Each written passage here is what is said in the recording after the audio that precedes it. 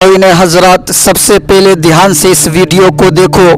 ये वीडियो देखने के बाद आपको मालूम हो जाएगा कि बेटी घर की यकीनन रहमत होती है।